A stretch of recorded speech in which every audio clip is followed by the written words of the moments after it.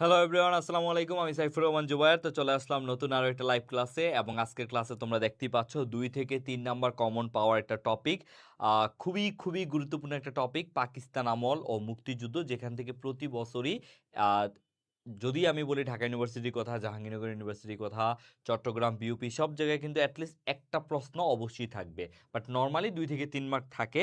তো সেই জায়গায় সবগুলো মিলিয়ে আসলে তুমি যেখানেই পরীক্ষা দাও আসলে মুক্তিযুদ্ধ, পাকিস্তান আমল, এই জায়গা থেকে অবশ্যই প্রশ্ন পাবা। তো সেক্ষেত্রে আমরা আজকের এই এক পার্টে, এই ক্লাসটা আমরা দুইটা পার্টে নিব, এবং আজকের পার্টে আমরা হচ্ছে গুরুত্বপূর্ণ 1971 সালের আগে যখন স্বাধীনতা শুরু হয়, যুদ্ধ শুরু হওয়ার আগ পর্যন্ত যা যা ছিল শুধু পাকিস্তান আমলটা আজকে আমরা পড়াবো। নেক্সট ক্লাসে আমরা হচ্ছে মুক্তিযুদ্ধ নিয়ে পড়াবো, ঠিক আছে? তো আজকের ক্লাসে আমি দেখবো তোমাদের জন্য গুরুত্বপূর্ণ যে কোশ্চেনগুলো আছে সেগুলো তোমরা কতটা পারো, এবং হচ্ছে গুরুত্বপূর্ণ কোন তথ্যগুলা খন্দকার জিকে বই থেকেই আমরা সলভ করব, ঠিক আছে? ওকে, তাহলে চলো আমরা হচ্ছে ক্লাসটা শুরু করে দেই।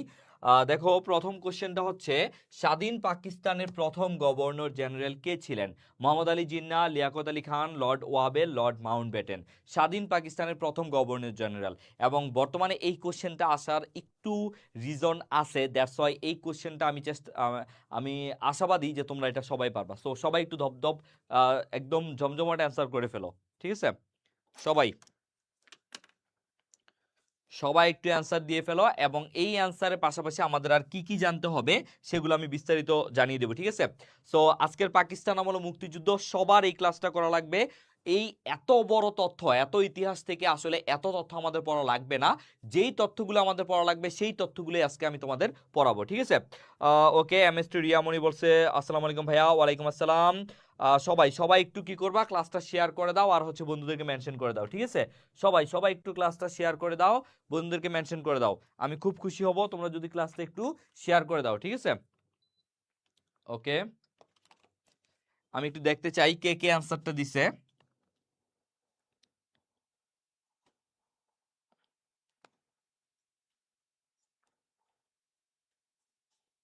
ওকে, সবাই অ্যান্সার দিয়ে ফেলো, আমি একটু দেখতে চাই কে কে অ্যান্সার দিচ্ছে।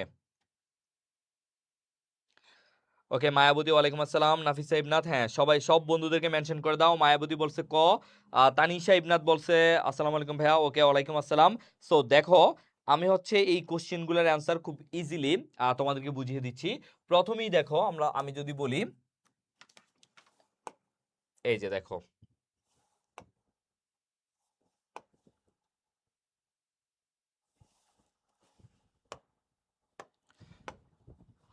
পাকিস্তানের প্রথম গভর্নর জেনারেল, আমরা জানি পাকিস্তানের প্রথম গভর্নর ছিল মোহাম্মদ আলী জিন্নাহ, ঠিক আছে? পাকিস্তানের প্রথম গভর্নর মোহাম্মদ আলী জিন্নাহ, এটা আমাদের জানতে হবে। পাশাপাশি আমাদেরকে জানতে হবে যে ভাষা আন্দোলনের সময়, ভাষা আন্দোলনকালীন, এগুলো আমাদের অনেক বেশি জানতে হবে, ঠিক আছে?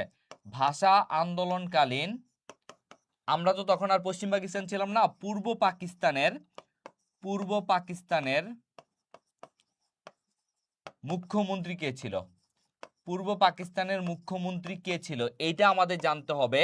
আর 2 নাম্বার জানতে হবে পূর্ব পাকিস্তানের, তোমার হচ্ছে, একে তো হচ্ছে মুখ্যমন্ত্রী, আর হচ্ছে পূর্ব পাকিস্তান না, পাকিস্তানের প্রধানমন্ত্রী কে ছিল। আরেকটা আমাদের জানতে হবে যে পাকিস্তানের প্রধানমন্ত্রী ওই সময় কে ছিল।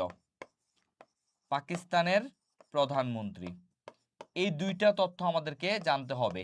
এই 2টা তথ্যের উত্তর আমাকে একটু দাও, যে ভাষা আন্দোলনকালীন পূর্ব পাকিস্তানের মুখ্যমন্ত্রী কে ছিল এবং পাকিস্তানের প্রধানমন্ত্রী কে ছিল, ঠিক আছে? আমরা জানলাম যে পাকিস্তানের প্রথম গভর্নর জেনারেল ছিল মোহাম্মদ আলী জিন্নাহ, ঠিক আছে? এইটা আমাদের খুব জানা দরকার আছে, এই জন্য আমরা জানলাম। পাশাপাশি তোমরা চাইলে হচ্ছে প্রধানমন্ত্রীটা জেনে রাখতে পারো। প্রথম প্রধানমন্ত্রী লিয়াকত আলী খান। প্রথম প্রধানমন্ত্রী প্রথম প্রধানমন্ত্রী লিয়াকত আলী খান। লিয়াকত আলী খান, এটা তোমরা জানতে পারো যে পাকিস্তানের প্রথম গভর্নর জেনারেল মোহাম্মদ আলী জিন্নাহ আর প্রথম প্রধানমন্ত্রী লিয়াকত আলী খান।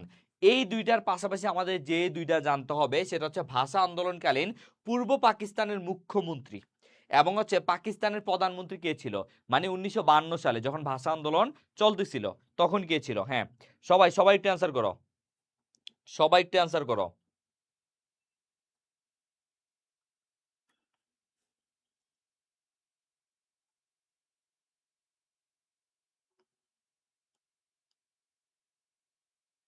ওকে,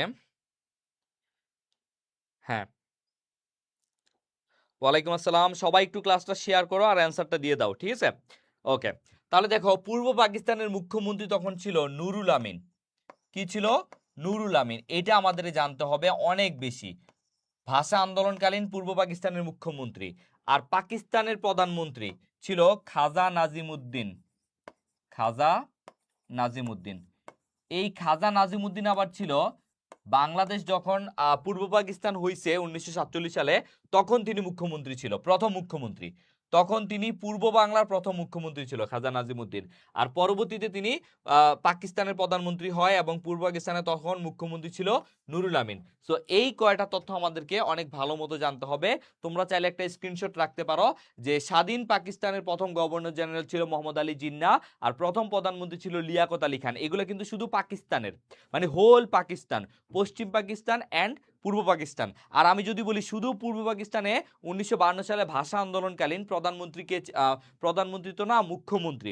যখন পুরো হোল কান্ট্রি নিয়ে বলে তখন হয় প্রধানমন্ত্রী। আর যদি কোনো একটা শুধু প্রদেশ নিয়ে বলে, যেহেতু তখন বাংলাদেশ একটা প্রদেশ ছিল পাকিস্তানের, তখন সেটার প্রধানকে বলা হয় মুখ্যমন্ত্রী।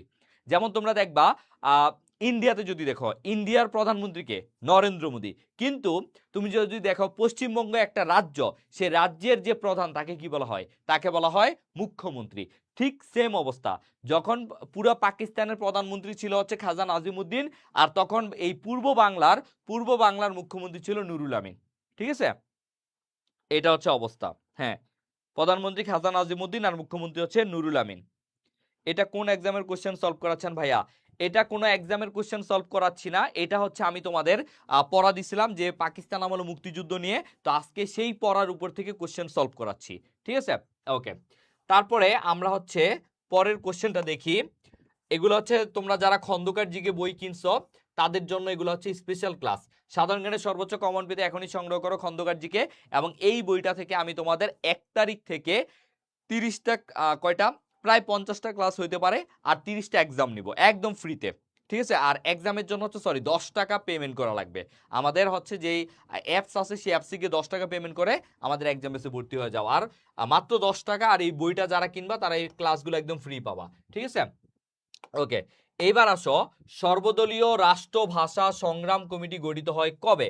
1948, 1950, 1952, 1954। এটা দেখি সবাই অ্যান্সার করে ফেলো, সবাই।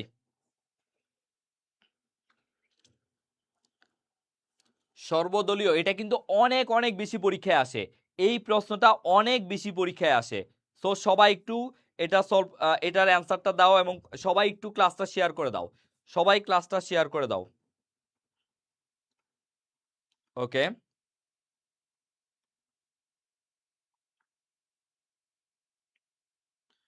সবাই সবাই অ্যান্সার দাও।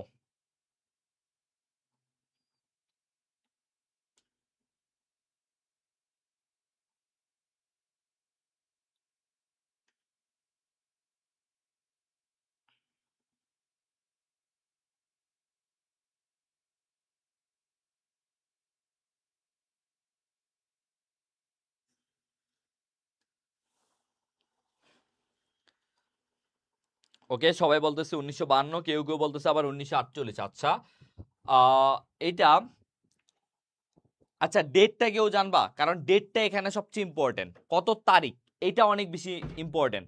এই তারিখটা এত বেশি ইম্পর্টেন্ট, এটা অনেক বেশি পরীক্ষায় আসে। 1952 ঠিক থাকে, 1952 ঠিক থাকে, কিন্তু ডেটটা উল্টায় দেয়। এই ডেটটা কয়জন বলতে পারবা? একটু দেখি তো, ডেটটা কয়জন বলতে পারবা? এটা অনেক বেশি গুরুত্বপূর্ণ, ডেটটা অনেক বেশি গুরুত্বপূর্ণ। আচ্ছা দেখো, এটা প্রথমে 1947 সালের অক্টোবরে। আচ্ছা,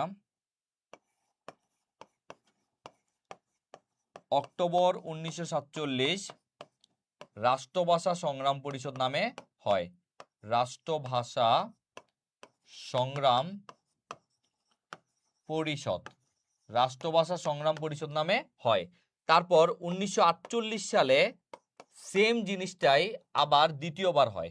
কতবার? দ্বিতীয়বার হয়, একটু চেঞ্জ এনে। তারপর 1950 সালে, 1950 সালে বিশ্ববিদ্যালয় রাষ্ট্রভাষা সংগ্রাম পরিষদ নামে গঠিত হয়। আর 1952 সালের এখানে ডেটটা দেখো 31 জানুয়ারি 1952 সালে এটা হয় সর্বদলীয় কেন্দ্রীয় রাষ্ট্রভাষা সংগ্রাম পরিষদ। রাষ্ট্রভাষা এই যে রাষ্ট্রভাষা সংগ্রাম কমিটি বা পরিষদ নামে এটা হয় সংগ্রাম পরিষদ। এবার দেখো অক্টোবর 1947 রাষ্ট্রভাষা সংগ্রাম পরিষদ প্রথমবার গঠিত হয়। পরবর্তীতে কিছু চেঞ্জ এনে 1948 সালে রাষ্ট্রভাষা সংগ্রাম পরিষদ দ্বিতীয়বার গঠিত হয়। 1950 সালে রাষ্ট্রভাষা সংগ্রাম পরিষদ অথবা ঢাকা বিশ্ববিদ্যালয় রাষ্ট্রভাষা সংগ্রাম পরিষদ গঠিত হয়। 1952 সালের 31 জানুয়ারি সর্বদলীয় কেন্দ্রীয়, মনে রাখবা সর্বদলীয় কেন্দ্রীয় রাষ্ট্রভাষা সংগ্রাম পরিষদ গঠিত হয়। ঠিক আছে, তাহলে আমার কথা বুঝতে পারছো? দেখো এই চারটা বুঝলেই তোমার আর এটার মধ্যে কনফিউশন থাকবে না।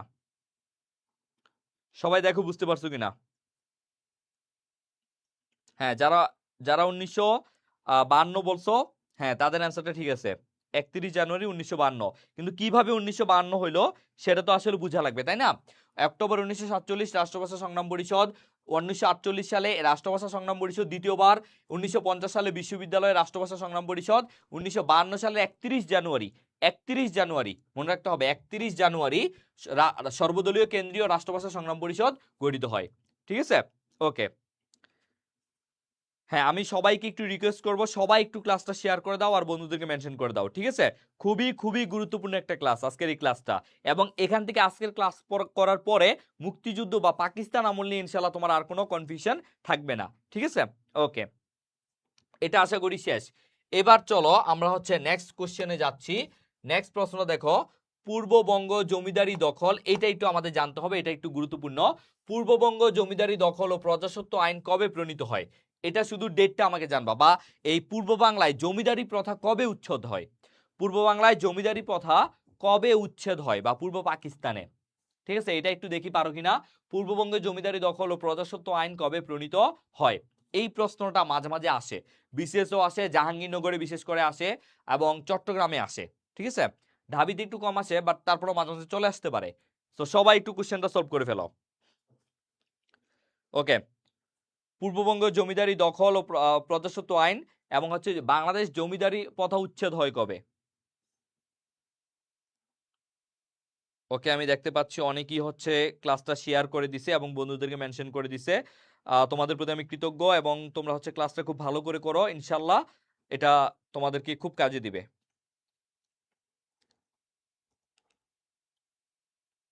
ওকে,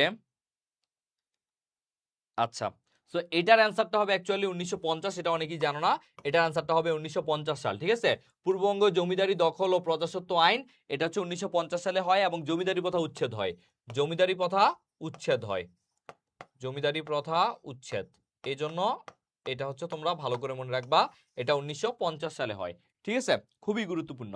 ওকে, তারপরে কোশ্চেনটা আমরা দেখি যে আমাদের আর কি পড়তে হবে। আচ্ছা, তোমরা চাইলে আমাদের জাহাঙ্গীরনগরে একটা ক্র্যাশ কোর্স আছে, যেটা হচ্ছে শুধুমাত্র জাহাঙ্গীরনগর ডেডিকেটেড। তোমরা জানো জাহাঙ্গীরনগর বি ইউনিট, সি ইউনিটে যারা মানবিক এবং যারা মানবিকের এরা পরীক্ষা দিতে পারে এবং কমার্সের পরীক্ষা দিতে পারে, সায়েন্সেরও পরীক্ষা দিতে পারে। অনেকের ইচ্ছা থাকে সেকেন্ড টাইম বা ফার্স্ট টাইম জাহাঙ্গীরনগরে পরীক্ষা দিবে, তোমরা চাইলে আমাদের এই কোর্সটা করতে পারো মাত্র 3500 টাকা দিয়ে। এখানে হচ্ছে তোমার Bangla, English, GK, basic plus subjective, অর্থাৎ বি ইউনিট, সি ইউনিট দুইটা কোর্সে হয়ে যাবে। তোমরা নর্মালি যে কোর্সগুলো করো সেখানে এটা আলাদা করে পড়ায় না, ম্যাথ দেয় না, আইকিউ দেয় না, বাট আমাদের এই কোর্সে আমরা বাংলা, ইংলিশ, ম্যাথ, আইকিউ একদম সব কিছু দিয়ে দিব। ঠিক আছে, মানে শুধু জাহাঙ্গীরনগর যেভাবে কোশ্চেন করে সেভাবে আমরা পড়াবো। এবং এতটুকু কথা দিতে পারি যে আমাদের থেকে জাহাঙ্গীরনগর কোর্স এর চেয়ে বেটার আর কেউ পড়াইতে পারবে না। ঠিক আছে, এতটুকু তোমরা মাথায় রাখো।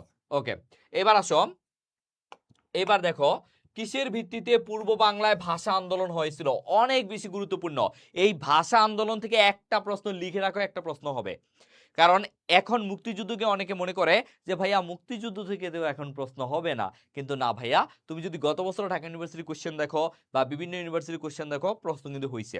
এখন কথা হচ্ছে ভাইয়া প্রশ্নটা কোন জায়গা থেকে হয়েছে, সেটা আমরা আমাদের যেই এত বছর পড়ানোর যে অভিজ্ঞতা সেই জায়গা থেকে আমরা বলতে পারি। হ্যাঁ, কিছু জায়গা থেকে কোশ্চেন হবে না, সেগুলো আমরা পড়াবো না, বাট যেই জায়গা থেকে কোশ্চেন হবে সেগুলো তোমার পড়তে হবে। কারণ এই একটা টপিক যেটা আমরা সেই ছোটবেলা থেকে পড়ে আসতেছি, এটা আমাদের ঠোঁটস্থ মুখস্থ এবং খুব সহজ লাগে আমাদের। সো এই টপিক থেকে যদি 2টা কোশ্চেনও আসে, আমরা এগুলো কেন বাদ দিব, তাই না? এগুলো বাদ দেওয়া যাবে না, এগুলো আমাদের ক্লাস করলে ইনশাল্লাহ হয়ে যাবে।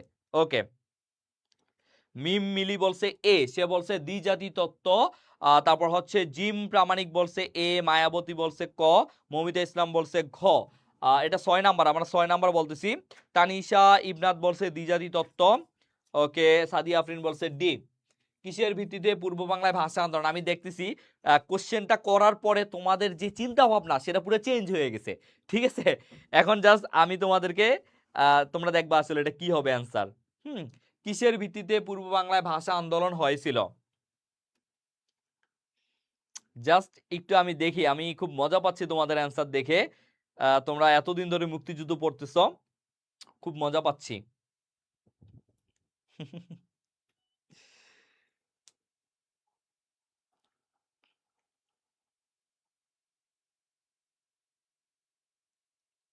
আচ্ছা, না সবাই অ্যান্সার করো, কোনো সমস্যা নাই, সবাই অ্যান্সার করো, আমি তারপরে বলতেছি।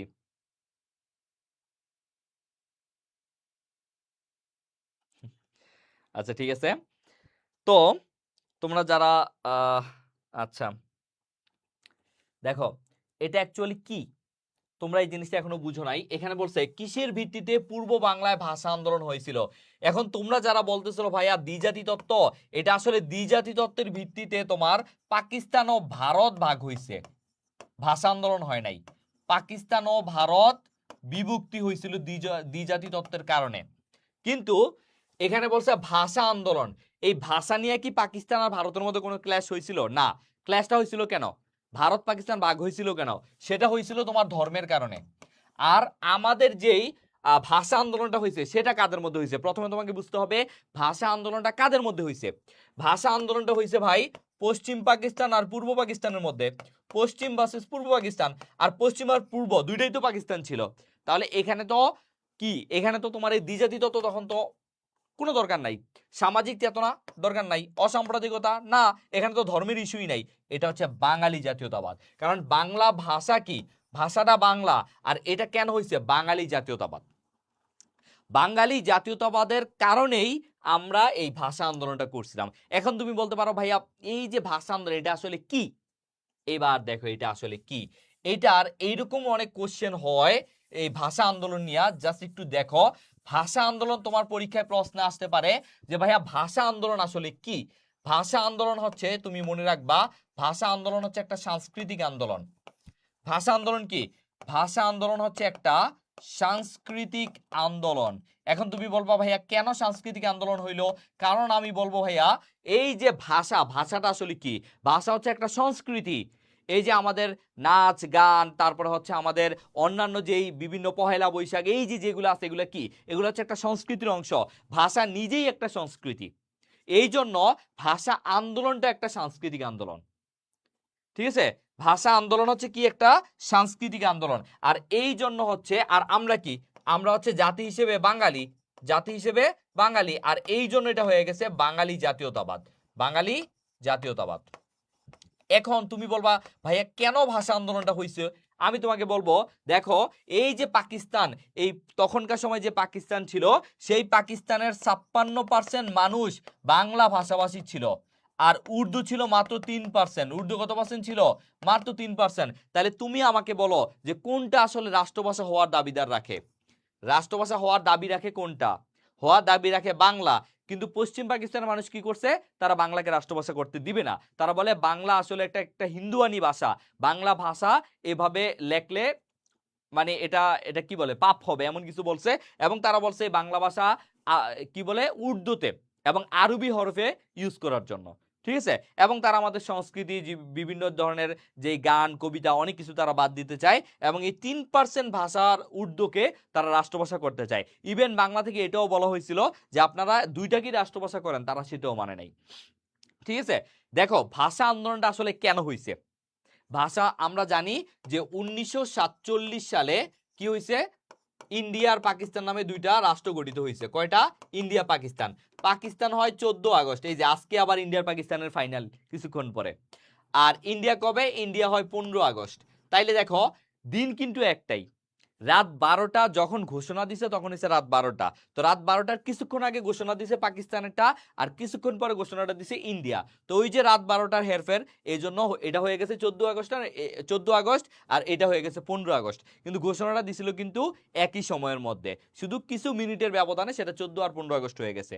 যাই হোক, তো 1947 সালে যদিও দেশভাগ হয়, কিন্তু তোমার হচ্ছে পাকিস্তান আর ইন্ডিয়া আলাদা হইলে এই দেশের মানুষের রাষ্ট্রভাষা কি হবে, এই ক্ল্যাশটা কিন্তু অনেক আগে থেকে লেগে আসে।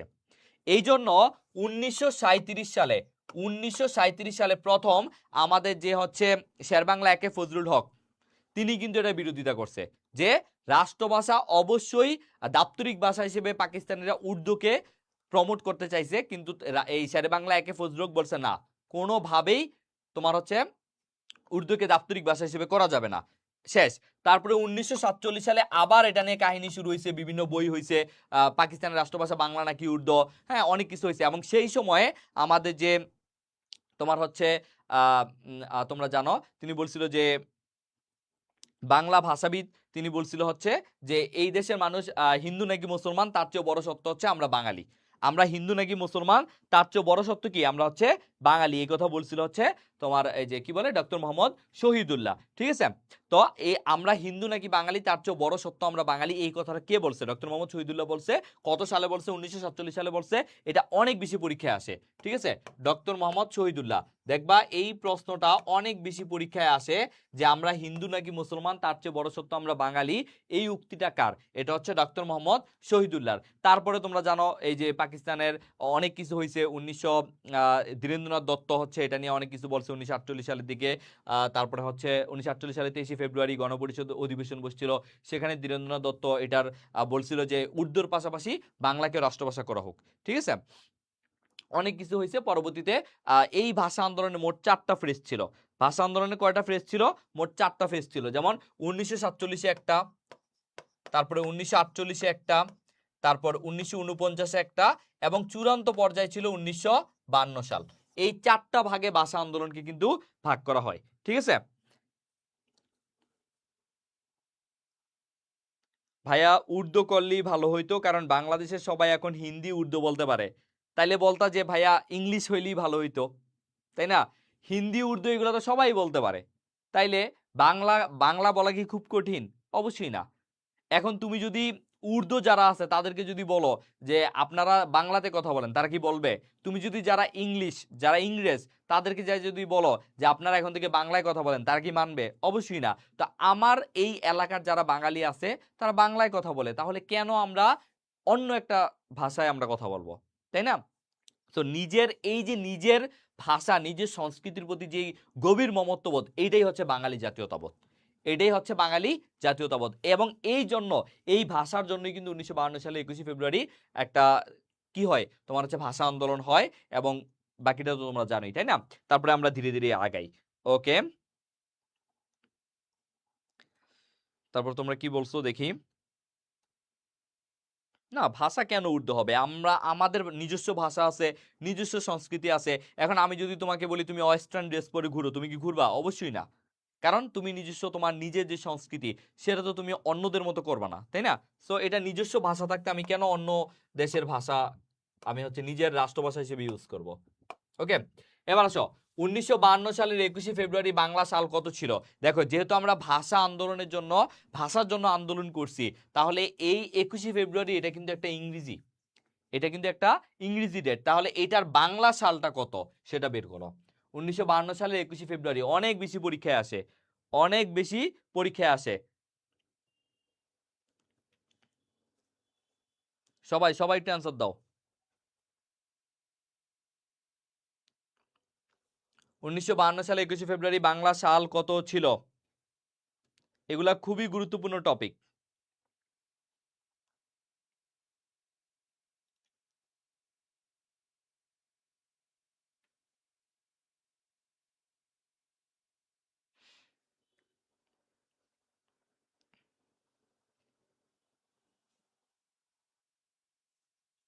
সবাই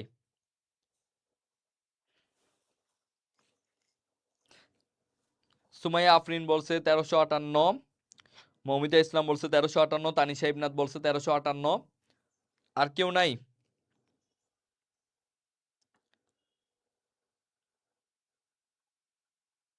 ওকে, মায়াবতী, জান্নাত রোজা, নূর কারিমা অথই, আয়েশা সিদ্দিকা মিম। আচ্ছা, সবাই বলতেছে 1358। আচ্ছা, তাইলে এখানে 1358। আর হচ্ছে আমাদের যেটা জানতে হবে সেটা হচ্ছে ডেটটা আমাদের মনে রাখতে হবে 8 ফাল্গুন। 8 ফাল্গুন এটা আমাদের মনে রাখতে হবে, এবং মনে রাখতে হবে ওই দিনটা ছিল বৃহস্পতিবার। ওই দিনটা ছিল কি? বৃহস্পতিবার। এটাও পরীক্ষায় আসে। তাহলে এই 21শে ফেব্রুয়ারি এই 1952 সাল ছিল ইংরেজিতে, আর বাংলায় ছিল 1358 সাল। আর এখানে 21শে ফেব্রুয়ারি ইংরেজির, আর 8 ফাল্গুন হচ্ছে কি? 8 ফাল্গুন হচ্ছে আমাদের ওই সময়ের বাংলার ডেট, আর এটা ছিল বৃহস্পতিবার। আরেকটা জিনিস তোমাদের জানতে হবে, সেটা হচ্ছে তমুদ্দুন মজলিস। এটা এই বছরও বিসিএস এ পরীক্ষায় আসছে, এইটা একটু ভালো করে জানতে হবে। তমুদ্দুন মজলিস, ঠিক আছে, এটা 1947 সালের 1 সেপ্টেম্বর গঠিত হয়। 1 সেপ্টেম্বর গঠিত হয়, এবং কে গঠিত করে? আবুল কাসেম গঠিত করে। এবং বিসিএস এ পরীক্ষায় আসছিল যে তিনি কোন ডিপার্টমেন্টের শিক্ষক ছিলেন? তিনি হচ্ছে পদার্থ বিজ্ঞানের শিক্ষক ছিলেন। ঢাকা বিশ্ববিদ্যালয়ের পদার্থ বিজ্ঞানের একজন শিক্ষক ছিলেন। পদার্থ বিজ্ঞানের শিক্ষক ছিলেন ঢাকা বিশ্ববিদ্যালয়, ঠিক আছে, ঢাবি। তাহলে এটা আমাদের জানতে হবে। তমুদ্দুন মজলিস এটাও কিন্তু একটা সাংস্কৃতিক সংগঠন।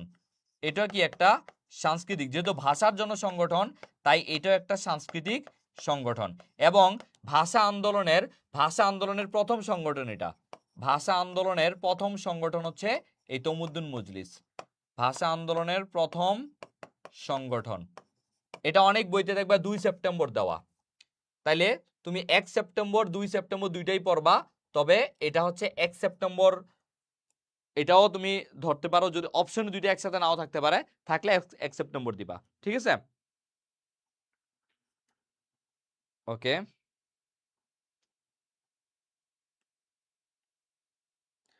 সবাই বুঝতে পারছো? তমুদ্দুন মজলিসে একটু ভালো করে পড়ে যাবা। হ্যাঁ, পদার্থবিজ্ঞানের ছিল। ওকে, তাহলে আমরা মোটামুটি ভাষা আন্দোলন নিয়ে কিছু আইডিয়া নিলাম। এইবার আসো তার পরের কোশ্চেনটা আমরা দেখি। ভাষা শহীদ আবু বরকত। আবু বরকত ঢাকা বিশ্ববিদ্যালয়ের কোন বিভাগের ছাত্র ছিল? তুমি যদি জগন্নাথে পরীক্ষা দাও, জগন্নাথের একজন শিক্ষার্থী আছে, তার ব্যাপারে আসতে পারে। ঢাকা বিশ্ববিদ্যালয়ে দিলে ঢাকা বিশ্ববিদ্যালয়ে আসবে।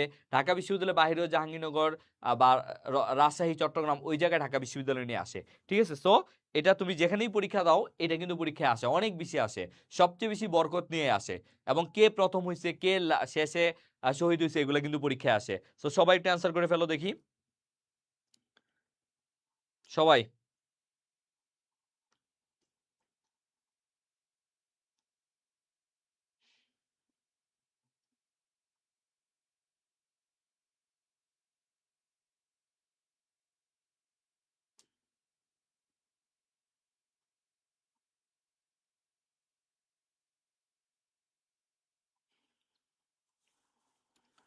ভাষা শহীদ আবু বরকত ঢাকা বিশ্ববিদ্যালয়ের কোন বিভাগের ছাত্র ছিলেন? আমি সবার অ্যান্সারগুলো একটু পড়তে চাচ্ছি।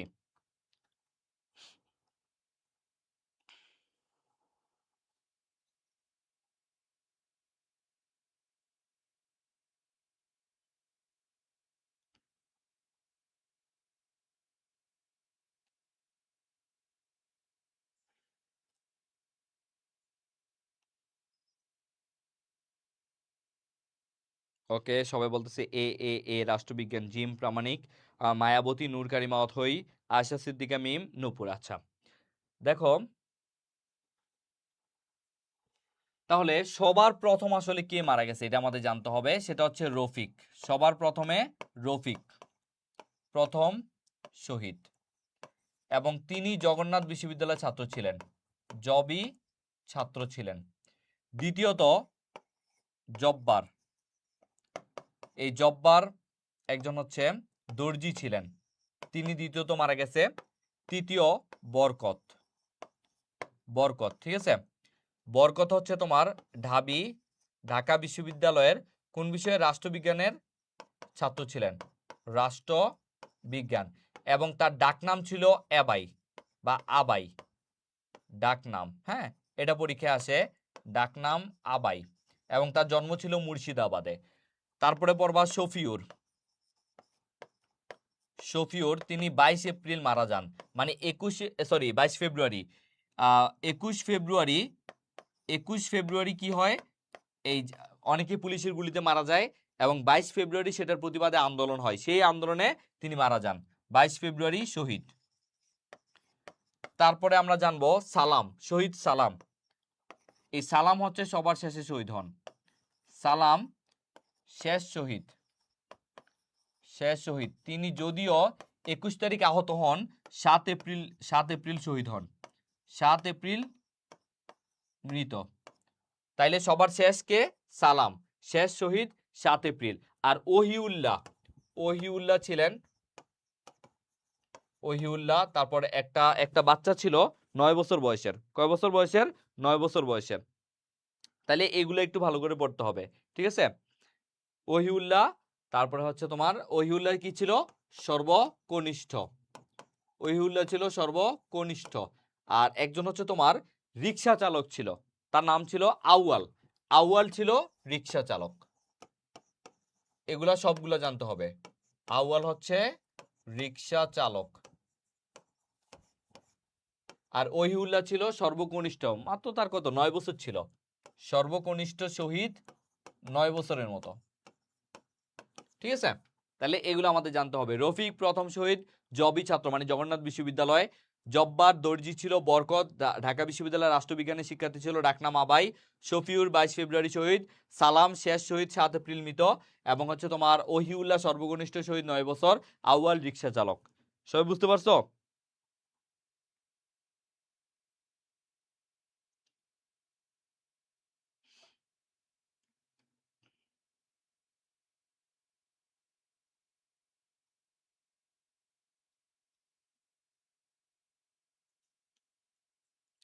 এটা কি আর ইউর জন্য ইম্পর্টেন্ট? এটা শুধু আর ইউ না, এটা সকল ইউনিভার্সিটির জন্য ইম্পর্টেন্ট। সকল ইউনিভার্সিটি, যে যেখানেই পরীক্ষা দাও, জাহাঙ্গীরনগর বলো, রাজশাহী বলো, চট্টগ্রাম বলো, সব ইউনিভার্সিটির জন্য এটা গুরুত্বপূর্ণ, ঠিক আছে?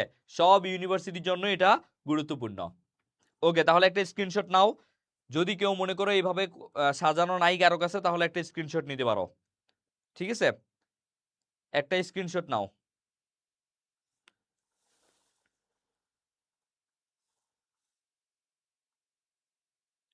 ওকে, এবার আমরা নেক্সট কোশ্চেনে যাব।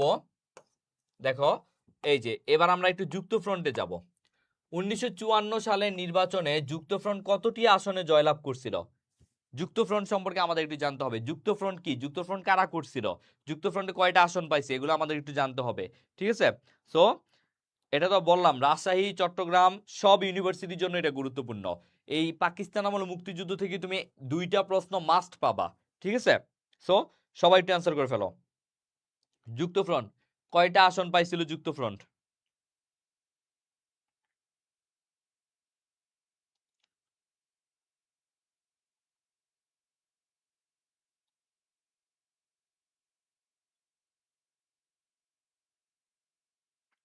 সবাই সবাই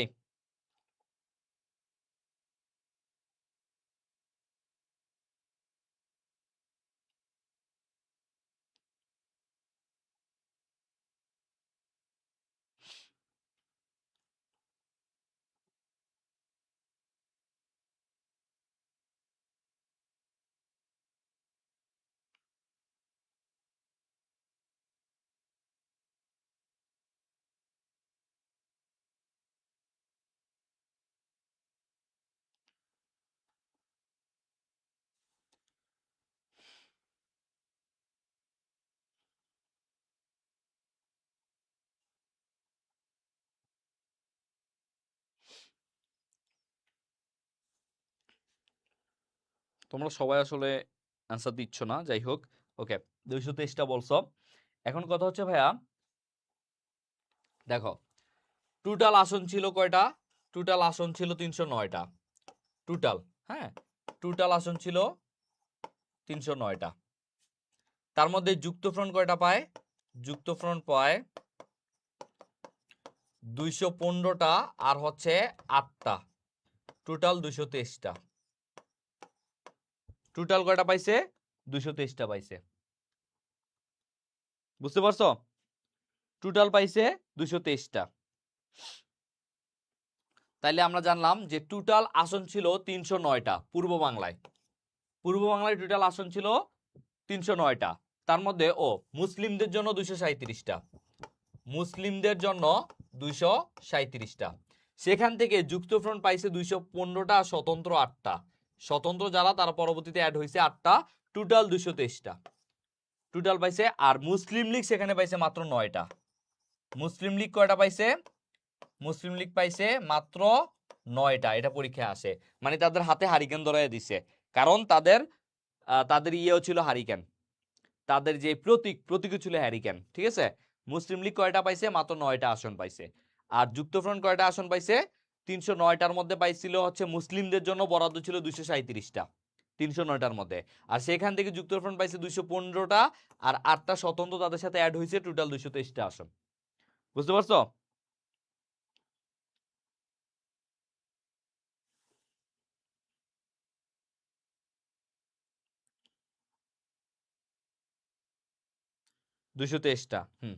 এবার আসো, এটা তো তোমরা বুঝলা, এবার আসো যুক্তফ্রন্ট সম্পর্কে আমি কিছু আইডিয়া দিই।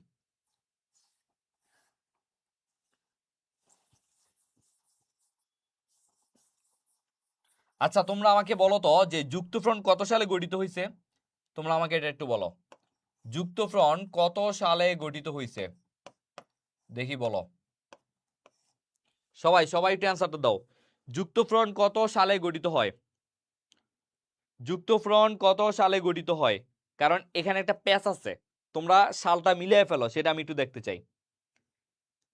সবাই সবাই অ্যান্সার দাও, যুক্তফ্রন্ট কত সালে গঠিত হয়েছে?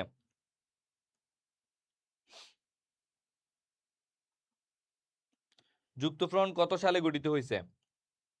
আচ্ছা, হ্যাঁ, তাইলে দেখো, গঠন হয়েছে 1953 সালের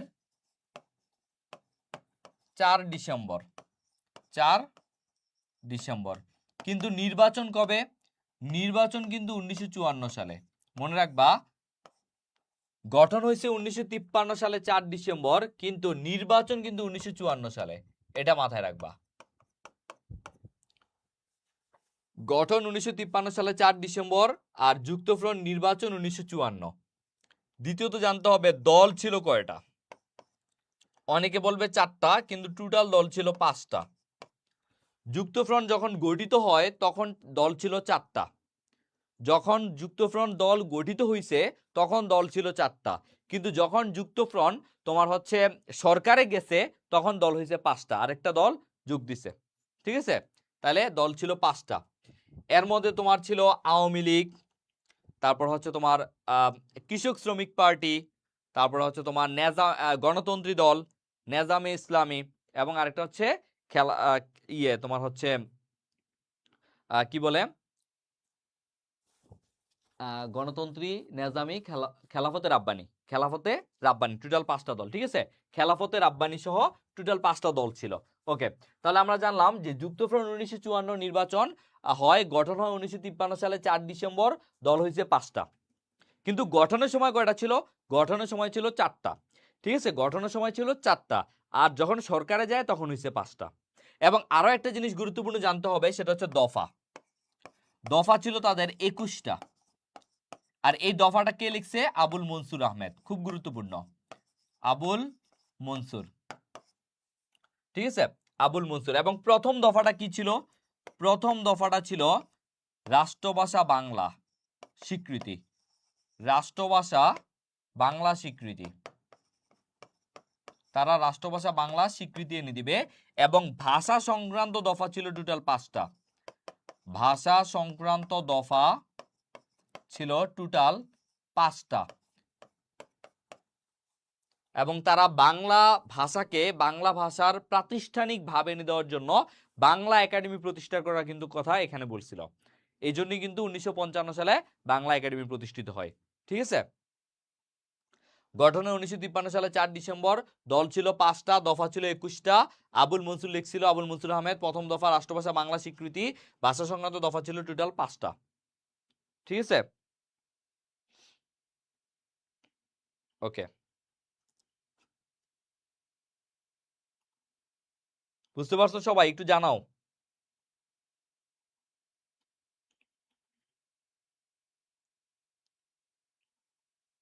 সবাই একটু জানাও।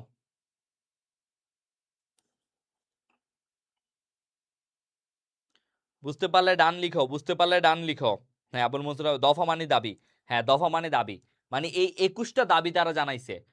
এটা আসলে ইশতিহার আর কি বলা যায়, যে এটা দফা বলতে কি, এটা হচ্ছে তোমার ইশতিহার, নট দাবি অ্যাকচুয়ালি, এটা ইশতিহার। যে ওই যে বলে না, ভাইয়েরা আমার, বোনেরা আমার, আমি যদি এই ইলেকশনে জিতে আসি, আমি এই বাংলাদেশ থেকে পড়াশোনা উঠে দিব, আমি সবার হাতে হাতে 4-5টা করে ফোন দিব, সবাইকে আইফোন দিব, তোমরা আমাকে ভোট দিবা। এই ধরনের ইশতেহার দিলে তো সবাই আমার ভোট দিবে, তাই না?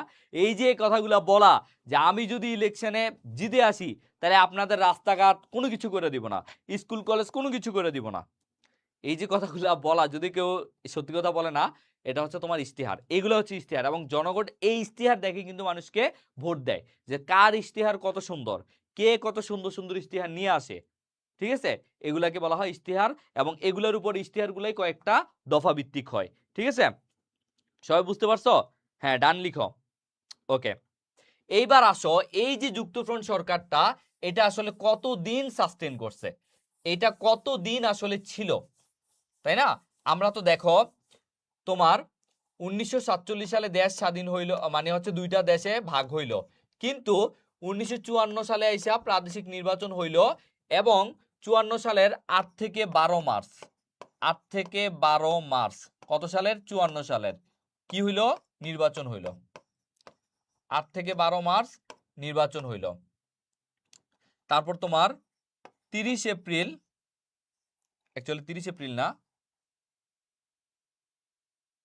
আরে ভাই, এই যে একটা প্যারা দেয়, দাঁড়াও জাস্ট এ মিনিট। হ্যাঁ, এটাই তো হইছে। আচ্ছা, জাস্ট আমি এটা পুরোটা বুঝাই, তারপর দেখো, পুরোটা আগে বুঝাই, তারপর দেখো। দেখো, 8 থেকে 12 মার্চ কি হইছে? 8 থেকে 12 মার্চ তোমার নির্বাচনটা হইছে। তারপর তোমার হচ্ছে 3 এপ্রিল, 3 এপ্রিল হচ্ছে রেজাল্ট, বা সরি কি হয়, আরে তারা হচ্ছে কি হয়, ক্ষমতা গ্রহণ, ক্ষমতা গ্রহণ। তারপরে 30 মে, 30 মে তাদেরকে কি করা হয়? পদচ্যুত করা হয়, পদচ্যুত করা হয়। তার মানে কতদিনের ক্ষমতা ছিল? মাত্র 56 দিনের ক্ষমতা ছিল, 56 দিনের ক্ষমতা ছিল, মাত্র 56 দিনে যুক্তফ্রন্ট সরকার ক্ষমতায় ছিল। বুঝতে পারছো? মানে মন্ত্রিসভার পতন হয়েছিল অ্যাকচুয়ালি 56 দিনেই তাদেরকে পদচ্যুত করা হয়েছিল। সরকার গঠন করছে কবে, বা ক্ষমতা গ্রহণ করছে তোমার 3 এপ্রিল, আর 30 মে তাদেরকে পদত্যাগ করা লাগে। কেন করা লাগে? কারণ হচ্ছে তোমার এই যে যুক্তফ্রন্ট ক্ষমতা নিছে, এটা পাকিস্তানের, পশ্চিম পাকিস্তানিরা ভালোভাবে নিতে পারে নাই। তারা দেখছে যে এই পূর্ব পাকিস্তানিরা আইসা তারা নিজেদের সব দফা দাবিগুলো তারা পূরণ করে ফেলতেছে। এতে করে তো হচ্ছে পাকিস্তানের জন্য একটা অশনি সংকেত। এই জন্য তারা হচ্ছে কি করছে, ওই যে তোমার আদমজি জুট মিল, সেখানে কি করছে, বাঙালি আর অবাঙালিদের মধ্যে একটা একটা দ্বন্দ্ব লাগায় দেয়, এবং তারা বলে যে এখানে হচ্ছে অবাঙালিদের উপর অবিচার করা হচ্ছে, এই বিভিন্ন ইস্যু দেখায়া তারা এই সরকারকে পদত্যাগ করতে বাধ্য করে। বুঝতে পারছো? এটা হচ্ছে মাত্র 56 দিন ক্ষমতায় ছিল এই সরকার। কয়দিন? মাত্র 56 দিন এই সরকার ক্ষমতায় ছিল। হ্যাঁ, মাত্র 56 দিন। এটা পরীক্ষায় আসে যে যুক্তফ্রন্ট সরকার কতদিন ক্ষমতায় ছিল? 56 দিন। কেন যুক্তফ্রন্ট বলা হয়? কারণ এখানে টোটাল 5টা দল ছিল। কয়টা? 5টা দল ছিল। কি কি? আমি আবার বলি, আওয়ামী লীগ, তখন কিন্তু আওয়ামী লীগের সভাপতি ছিল ভাসানী। আওয়ামী লীগ, তারপর হচ্ছে তোমার আওয়ামী লীগ যখন গঠন হয় 1949 সালের 23 জুন, তখন কিন্তু একটা সভাপতি ছিল ভাসানী। পরবর্তীতে সোহরাওয়ার্দী হয়, এবং পরবর্তীতে 1966 সালে এসে সভাপতি হয় শেখ মুজিব। ঠিক আছে, আওয়ামী লীগ, তারপর হচ্ছে তোমার কৃষক শ্রমিক পার্টি, আর এই কৃষক শ্রমিক পার্টি কার আন্ডারে ছিল? একে ফজলুল হক। কিন্তু এই যুক্তফ্রন্টের প্রধান কিন্তু এই একে ফজলুল হক হয়।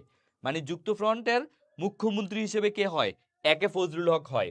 তারপর হচ্ছে তোমার গণতন্ত্রী দল, গণতন্ত্রী নেজামি, তারপর হচ্ছে তোমার খেলাফতে রাব্বানি, খেলাফতে রাব্বানি। এই 5টা দল ছিল। ক্ষমতা তারা যখন নির্বাচন করে তখন 4টা, আর যখন সরকার গঠন করে তখন 5টা দল ছিল। এজন্য বলা হয় যে যুক্তফ্রন্টের দল ছিল কয়টা? 5টা ছিল। যদি বলা হয় যুক্তফ্রন্টে ক্ষমতা নির্বাচনের সময় কয়টা দল ছিল, তখন 4টা ছিল, বা গঠনের সময় 4টা ছিল। ঠিক আছে, ওকে। আশা করি যুক্তফ্রন্ট আমাদের ক্লিয়ার। আশা করি কি যুক্তফ্রন্ট আমাদের ক্লিয়ার। হ্যাঁ, ওকে। এবার আসো, তারপরের কোশ্চেনটা আমরা দেখবো 21 দফা কর্মসূচি ছিল কিসের? আচ্ছা, এটা তোমরা এটা বুঝতে পারছো যে এটা কি হবে? এটা যুক্তফ্রন্ট জোটেরই হবে, যেহেতু আমি মাত্রই বললাম 21 দফা কর্মসূচি, এটা যুক্তফ্রন্ট জোটেরই হবে। এবার বলো, বাংলাদেশের শিক্ষা দিবস কোন তারিখে? এটা আমাদেরকে অনেক ভালো করে পড়তে হবে। বাংলাদেশের শিক্ষা দিবস কোন তারিখে? সবাই, ভাসানীকে নিয়ে এবার একটা প্রশ্ন আসতে পারে। মাওলানা ভাসানীকে নিয়ে এবার একটা প্রশ্ন আসতে পারে। তো সবাই একটু অ্যান্সার করো।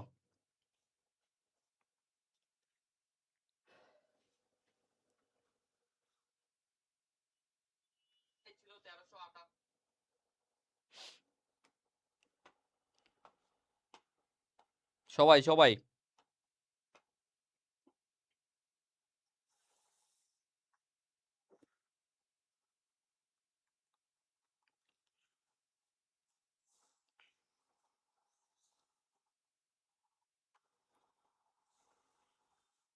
হুম হুম,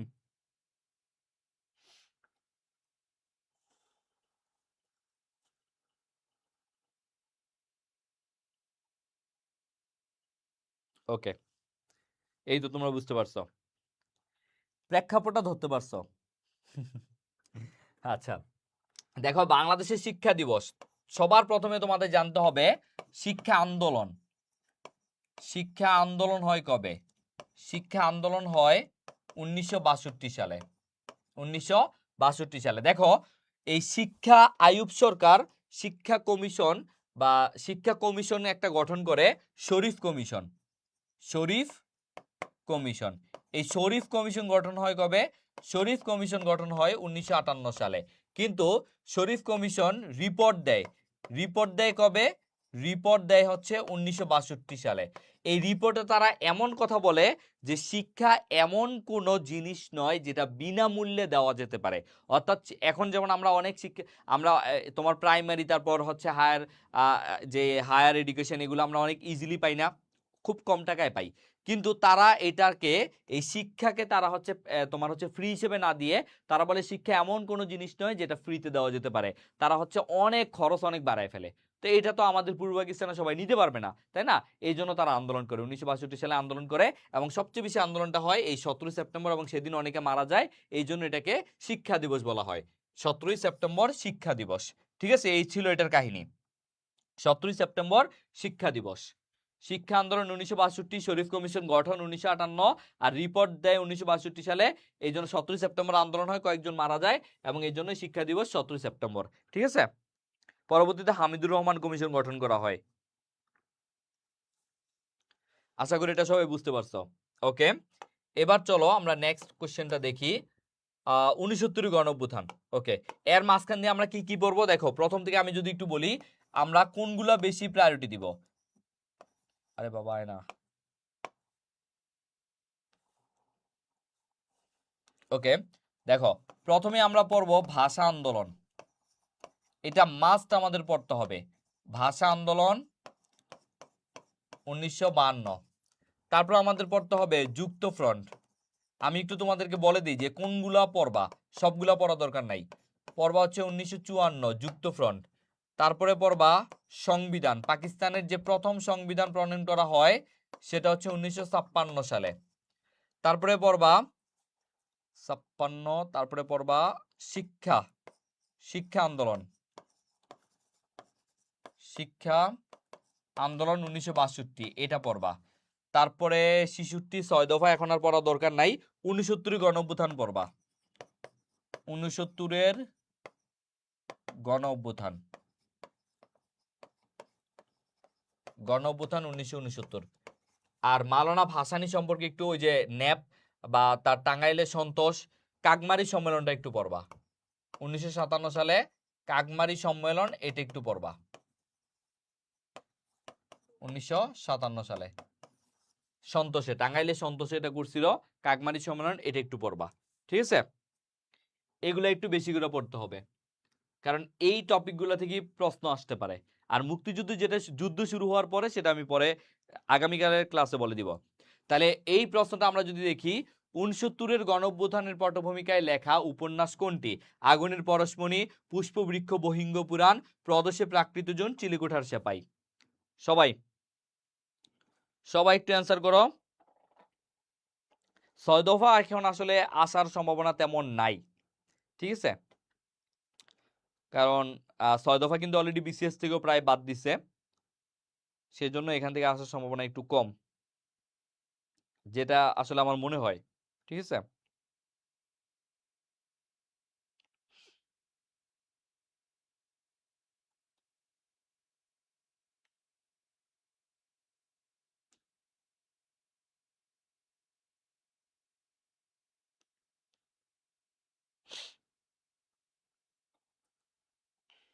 ওকে,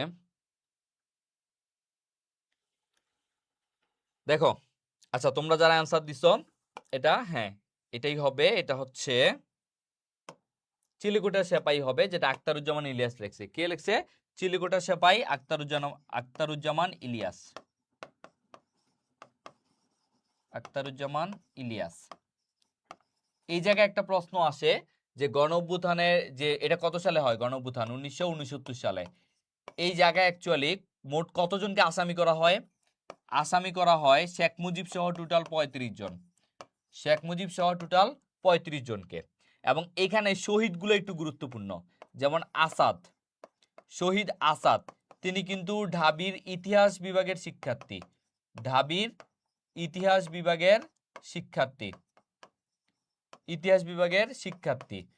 তিনি কত তারিখ শহীদ হন?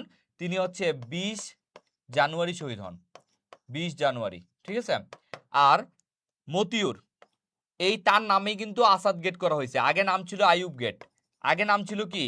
আইয়ুব গেট। পরবর্তীতে এই আইয়ুব গেটের নাম কি করা হয়? আসাদ গেট করা হয়। আর 24 জানুয়ারি কে শহীদ হয়? মতিউর। 24 জানুয়ারি হচ্ছে মতিউর শহীদ হন, আর এই দিনেই গণ অভ্যুত্থান দিবস বলা হয়। এটা পরীক্ষায় আসতে পারে, গণ অভ্যুত্থান, গণ অভ্যুত্থান দিবস। আইয়ুব সরকারকে এখানেই হচ্ছে পদত্যাগ করায়। গণ অভ্যুত্থান দিবস হচ্ছে 24 জানুয়ারি। আর একটা জিনিস মনে রাখতে হবে যে ঢাকা বিশ্ববিদ্যালয়, সরি, তোমার প্রথম শহীদ, আচ্ছা এটা যেহেতু পরবর্তীতে আছে, সেটা আমি পরবর্তীতে পরের কোশ্চেনটা দিব। আর আনোয়ারা বেগম, আনোয়ারা বেগম একমাত্র নারী শহীদ, আনোয়ারা বেগম একমাত্র নারী শহীদ, এটা মাথায় রাখতে হবে, একমাত্র নারী শহীদ এই গণ অভ্যুত্থানে। ঠিক আছে, এটা আমাদের একটু জানতে হবে। সবাই বুঝতে পারছো?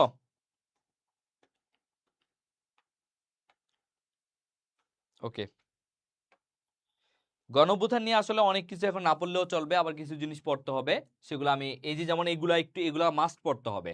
যে গণ অভ্যুত্থান 1969 সালে হয়, চিলেকোঠা সেপাই একটা উপন্যাস, যেটা আখতারুজ্জামান ইলিয়াস লিখছে এই গণ অভ্যুত্থান নিয়ে। এবং আসামি ছিল টোটাল 35 জন। আসাদ ঢাবির ইতিহাস বিভাগের শিক্ষার্থী ছিল। আইয়ুব গেট, যার আগে নাম ছিল আইয়ুব গেট, পরবর্তীতে হচ্ছে এটার নাম হয়েছে আসাদ গেট। আর আরেকটা ছিল আসাদের সাত নামে একটা কবিতা লিখছে শামসুর রহমান, এটা অনেক গুরুত্বপূর্ণ। আসাদের ষাট, কে লেখছে এই কবিতাটা? এটা হচ্ছে একটা কবিতা, মাথায় রাখতে হবে এটা কবিতা। আর চিলেকোঠা সেপাই, এটা হচ্ছে একটা উপন্যাস। এটা কি? এটা একটা উপন্যাস, এটা লেখছে শামসুর রহমান, শামসুর রহমান। বুঝতে পারছো? এটা লিখছে হচ্ছে শামসুর রহমান। বুঝতে পারলে ডান লিখো।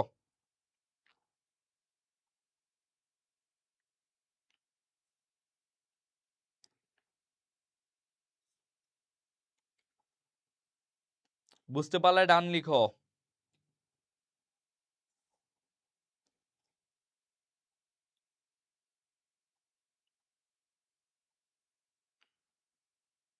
ওকে, ডান।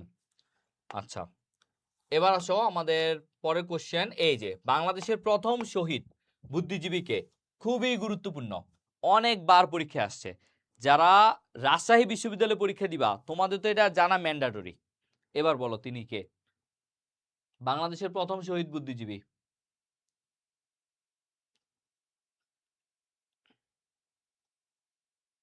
সবাই সবাই অ্যান্সার করো।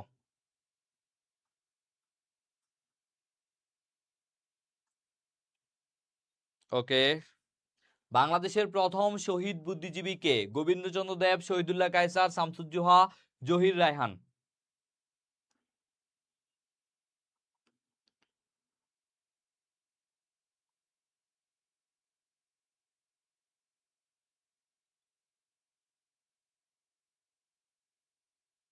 হুম, নুসরাত নাফসি বলছে শামসুজ্জোহা, ওমর ফারুক বলছে শামসুজ্জোহা। ওকে, ঠিক আছে, তাহলে এটা কি হবে? এটা হবে ডক্টর শামসুজ্জোহা।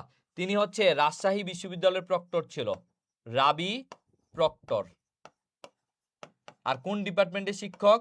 রসায়ন ডিপার্টমেন্টের শিক্ষক, রসায়ন বিভাগের শিক্ষক। এবং তিনি বলছিল যে আমার ছাত্রদের উপর যদি কেউ গুলি করে সেই গুলি আগে আমার বুকে সেট করে তারপর যাইতে হবে, এমন কথা বলছিল। তো তিনি হচ্ছে প্রথম শহীদ বুদ্ধিজীবী। এবং তিনি হচ্ছে, যেটা হয়েছে তাকে নিয়ে হচ্ছে স্ফুলিঙ্গ স্ফুলিঙ্গ একটা ভাস্কর্য করা আছে রাজশাহী বিশ্ববিদ্যালয়ে। ভাস্কর্য এটা কোথায়? এটা রাবিতে। এবং এটা কে করছে? ভাস্কর কনক কুমার। ভাস্কর হচ্ছে কনক কুমার পাঠক, পরীক্ষা আসে কনক কুমার পাঠক, ঠিক আছে। এবং তার মৃত্যু হয়েছে 18 ফেব্রুয়ারি, মানে তিনি শহীদ হন 18 ফেব্রুয়ারি। এই জন্য রাজশাহী বিশ্ববিদ্যালয় এটা সবসময় আসে। এবং রাজশাহী বিশ্ববিদ্যালয় ছাড়াও অন্যান্য জায়গায় আসে। আসে তাকে নিয়ে কোন ভাস্কর্যটা করা হয়েছে? স্ফুলিঙ্গ। এইটার ভাস্করকে কনক কুমার পাঠক। তিনি কোন বিশ্ববিদ্যালয়ের প্রক্টর ছিলেন? রাবি প্রক্টর। এবং রাজশাহী বিশ্ববিদ্যালয়ের শিক্ষক, ঠিক আছে। এগুলো পরীক্ষা আসে। নাম কি? শামসুজ্জোহা। আর এই যে গোবিন্দচন্দ্র দেব, তিনি হচ্ছে ঢাকা বিশ্ববিদ্যালয়ের ঢাবির দর্শন বিভাগের শিক্ষক ছিলেন, খুবই নামকরা দর্শন বিভাগের শিক্ষক। এজন্য পরীক্ষায় আসে, বিউবিতে পরীক্ষায় আসছিল যে কোন দার্শনিক শহীদ হয়েছেন মুক্তিযুদ্ধের সময়। তিনি কিন্তু মুক্তিযুদ্ধে শহীদ হন, মুক্তিযুদ্ধে শহীদ, ঠিক আছে। তিনি কিন্তু গণঅভ্যুত্থান না, মুক্তিযুদ্ধে শহীদ, এটা মাথায় রাখবা। তিনি মুক্তিযুদ্ধে শহীদ হন। আর ঢাবির দর্শন বিভাগের শিক্ষক, এবং তিনি ছিলেন একজন দার্শনিক। যেহেতু তিনি দর্শন পড়াইতেন এই জন্য তিনি একজন দার্শনিক ছিলেন, খুবই নামকরা। এটা রাজশাহী, এটা তোমার বিউপি ইউনিভার্সিটি, বিউপিতে আসে, ঢাকা ইউনিভার্সিটি তো আসেই, এবং বিসিএস তো আসছে এটা, ঠিক আছে। বুদ্ধিজীবী মানে কি? বুদ্ধিজীবী মানে হচ্ছে যারা, বিশেষ করে যারা এই তোমার হচ্ছে একাডেমিশিয়ান, যারা পড়াশোনা নিয়ে সবসময় থাকে, যারা মানুষকে হচ্ছে, বিশেষ করে বিশ্ববিদ্যালয়ের টিচার বা পড়াশোনা নিয়ে, বা যেমন ডক্টর সলিমুল্লাহকে তোমরা চিনো, যারা হচ্ছে সমাজের বিভিন্ন পড়াশোনার মান এবং হচ্ছে সমাজের বিভিন্ন খারাপ দিক, এইসব জিনিস নিয়ে কথাবার্তা বলে, এবং একটা বিশেষ বিষয়ে তিনি পারদর্শী, তাদেরকে বলা হয় বুদ্ধিজীবী, ঠিক আছে। ওকে, আচ্ছা, তারপর আসো, তারপরে আমাদের নেক্সট কোশ্চেন, একদম আজকের লাস্ট কোশ্চেন। সেটা হচ্ছে পাকিস্তানের প্রথম জাতীয় পরিষদের নির্বাচন কবে অনুষ্ঠিত হয়? দেখো, একটু কনফিউজ কোশ্চেন দিছি, না হলে তোমরা ভাবতে পারো যে এত সহজ কোশ্চেন দিছেন। আচ্ছা, যাই হোক, দেখো,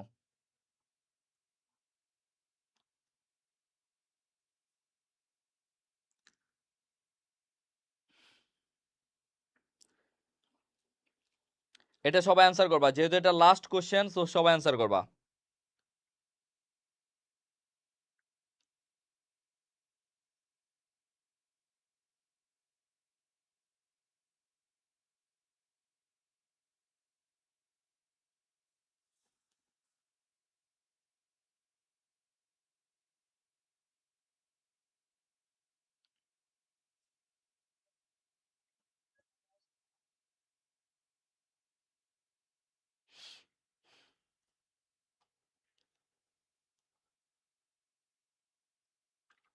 হুম, তোমরা কি বলতেছো? 1954 সাল।